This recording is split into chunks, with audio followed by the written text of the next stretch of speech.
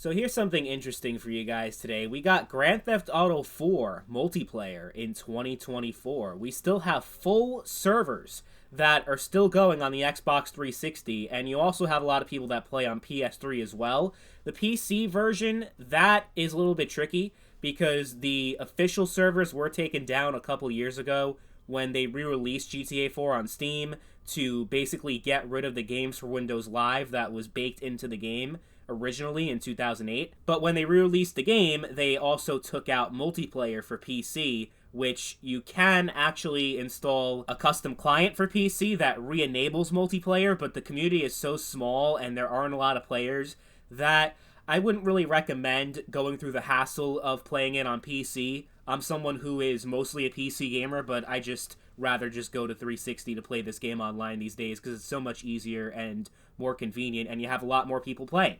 I was genuinely surprised at how big this community still is. I was playing at 9 o'clock in the morning on a Tuesday, thinking, oh, like, I'm not going to get in. But it was like, it was after work because I work weird hours. I work the night shift.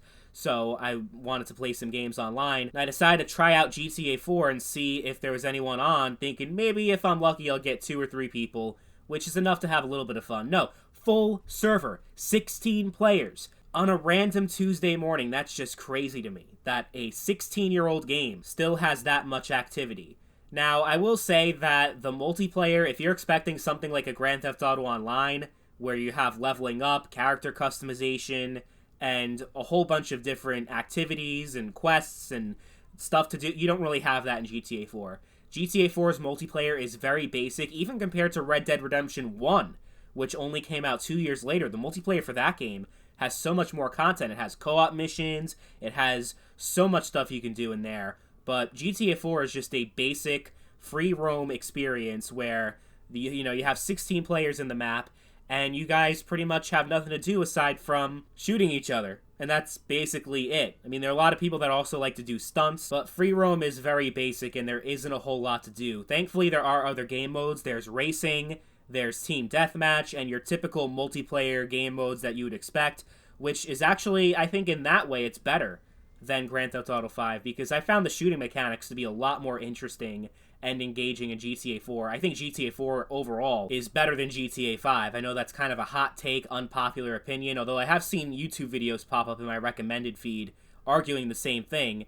Yeah, it's just, like, I hate in GTA 5 how basic a lot of the things are. Like, it feels like a downgrade compared to GTA 4.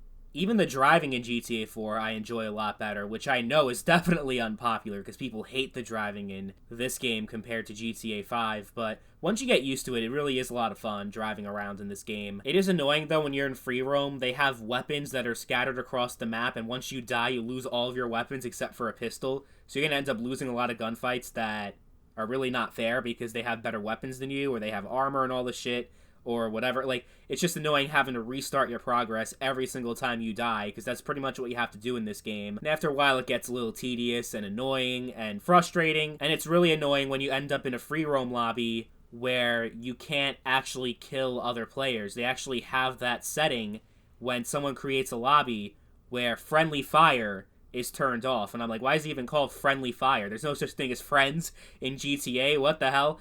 But yeah, like, so you're shooting at people and they don't take any damage, and at first I thought, oh, are there like cheaters over here? No, like, nobody takes damage, except you can still, even in a server like that, you can still run people over and kill them that way, or blow them up with a rocket launcher. Like, they still take fall damage and stuff like that, which is kind of funny, but it's boring, like, not being able to kill people. And that's a bigger problem if you play the Battle to Gay Tony multiplayer, because every single server I ever get into in that game has no shooting. Like, you can't actually shoot people. And it's like, what's the point? Kind of makes the whole purpose of playing a Grand Theft Auto game meaningless. And whenever I get into that lobby, I just leave and play another game because it's pretty much unplayable at that point, in my opinion. And sadly, that's really most of the games you get into is no friendly fire, not being able to shoot and kill other players. And whenever I try to create my own game that has that setting turned off, it won't let me make a private match, and it forces me back into the lobby that I just left. So yeah, matchmaking's pretty broken and very frustrating in 2024. And also, when you have a full server, the frame rate takes such a huge shit.